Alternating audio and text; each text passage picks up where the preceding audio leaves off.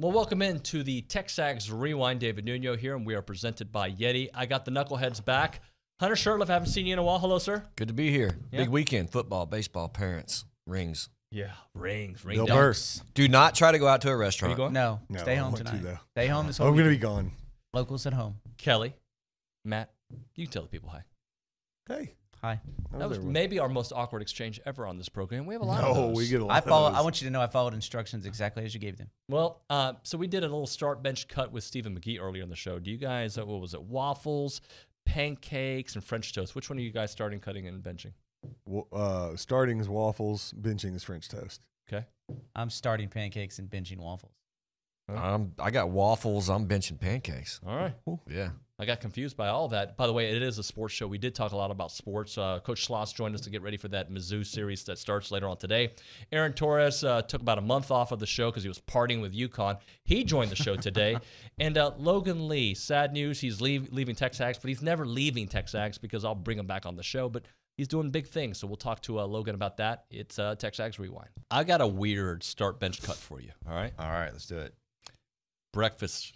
Okay, here we go. Pancakes, waffles, or French toast? And French toast. Ooh, Belgium waffles. Whatever waffle you Whatever want. country you want to go to. Okay. I like the big Belgium waffles. That's your starter. Yeah, I'm going to start them. French toast, I'm going to bench, and I'm going to cut pancakes. You're going to cut pancakes, okay. Where you guys at? That's difficult because it depends on where you are. Yeah, that is true. Because like if I'm at the Waffle House, well, all I got is waffles. But if they're Waffle House waffles, so waffles one. I'm starting waffles. I'm benching pancakes. I love all these, and I guess I would. Like what kind of toast are you making a French toast out of? Is it just regular? Okay, you know what? I'm gonna start the waffle. Okay. I'm gonna bench the French toast. Bench, and I'm gonna cut the pancakes. I'm going to do the same thing, but from a different perspective. Because as a dad, sometimes you have to cook breakfast for the kids. Yeah. Waffles are the easiest. I know they're all easy, but waffles, you put them in the toaster. 3 minutes later, your kids are good. You're doing Eggo waffle. I'll do an Eggo waffle. They got that for French toast and pancakes but as well. It doesn't come across to me as crispy and as there's the crisp. What's the word I'm looking for here? Consistency on it. I think you can do pancakes in the microwave, but it's not the same. Do you take your French toast and put powdered sugar on it? Oh, 100% with a bunch of melted butter first. And then there's powdered sugar? And then you put syrup on top of that. It's just like that's just the 80s. It's heinous, but it's awesome. Yeah, I do them plain. Really? I know you do. He doesn't like sugar. Well, see, I try to cut my sugar too. So my wife will occasionally make breakfast for dinner. Are you guys into that? Yeah, awesome. Yeah, we don't do it often, but I love it. Oh, yeah. Exactly. We would, if it's up to me, we'd do it at least once a week. It's a tale of two teams for them right now. I think they started off great with that sweep of Tennessee, and then had some big injuries and I'm sure it kind of punched them in the gut a little bit, but I think they've recovered. I mean, they lost 2 out of 3 at home to Vanderbilt, but every single game was very, very competitive. Including obviously they won a game against Vandy. So physical lineup. One of the best players in the league named Luke Mann. Going to have to deal with him all weekend. And then they have some new guys on the mound that transitioned from being out of the bullpen to starters. And again, they did a great job against Vandy keeping their team in the game. So I'm sure getting out of the cooler weather and getting down here and is exciting. And so, we can't, honestly, coaches say this to you all the time, and it's really true. It's way more about how we play than who we play, because if we don't throw strikes, it doesn't matter who we're playing. And if we don't get timely hits, it doesn't matter who we're playing. So we'll just try to see if we can't put together a complete ball game at some point and build on that. Schloss, can you just shed some light on Jace's growth and maturity this season at the plate and just in his standing in that clubhouse? Yeah, the last part is what's really neat to see. Jace is a confident player. He is, as all great players I've been around in college, he has the perfect combination right now of humility and confidence. So he's coachable. He's coachable not just from the coaches, but from the older players and giving them advice. But he's also so confident, and he knows he can hit, and he knows he's a good player.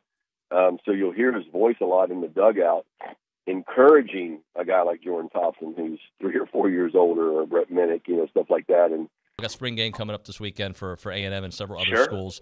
I know you wanted to ask me some questions about the transfer portal. Oh, I just wanted to know, you know the depth chart better than I do. You see the freshman, all SEC guy hit the portal. Is that a big deal? I know that, we really, to be blunt, spent probably about 5-6 weeks in the wintertime, even before the season ended, talking about what is the portal going to look like for A&M. And the big thing at that point was you got to retain most of that 2022 recruiting class. It felt like you did, but a guy hits the portal. Is that a difference-making thing? Obviously, look, you want as many bodies as you can, but is that ultimately a difference maker in any way, shape, or form for A&M? Well, people can grow, right? So I can't predict what his future is going to be. What I can tell you is that, first off, it's never good to lose players that you expect to be part of your depth, right? That being said, Bryce Foster, that's his job. He is the starting center. He was hurt last year, so he is your starting center. So that's the A part of it. Also, there's a young player out there, Mark Naboo, who is working his way up and turning heads. So while it is not ideal to lose a guy like Matthew Wyckoff because he was a good player who could play multiple positions,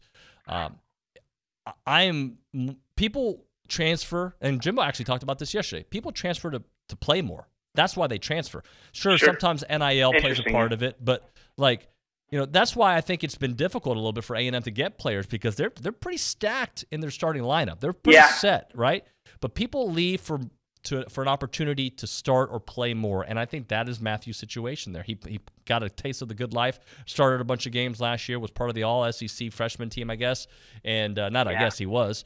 And so here we are, and he's probably I'm assuming I haven't spoken to Matthew, reading the writing on the wall. Bryce is going to be here. This kid is Mark Naboo is playing a lot.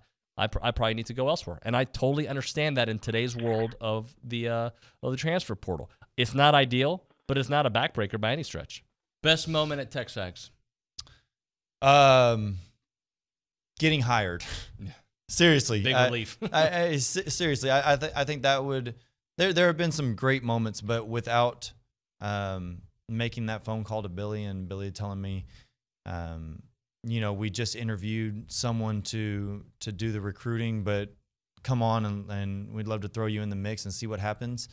Without that, obviously none of any of the last 12 years happens, right. And that's really one of the defining moments of my life. Being hired at TexAgs, because it has created so many different opportunities and has opened so many doors and been able to, again, go back and build a house and catapult Katie and my marriage and really just getting on to everything. I didn't know Hunter Goodwin. I didn't know Brandon Jones. I didn't know Josh Olsey. But those, along with Billy, those four, they've taken care of me in almost every aspect of my life. When me or Katie has had to have surgery or going through trying to get pregnant and all of this other stuff. Before our first IVF transfer, we had 30 people in the lobby of this TexAgs building praying for us. And that's what this has meant to not just myself, but to Katie as well. I mean, it has truly been a life-changing experience to be here at TexAgs and a part of TexAgs. Guys, we're not doing the like, comment, subscribe thing when we close the show anymore, so you don't have to tell the people to like, comment, or subscribe. Okay. We don't need to do that anymore. We don't need them to click the notification bell. No, you don't have to tell them anything. So they never miss another TexAgs Rewind? I think they get it. Like, you watch enough YouTube videos, you don't have to do it, right? So we're just going to let it cut right here. All right, cool. See ya.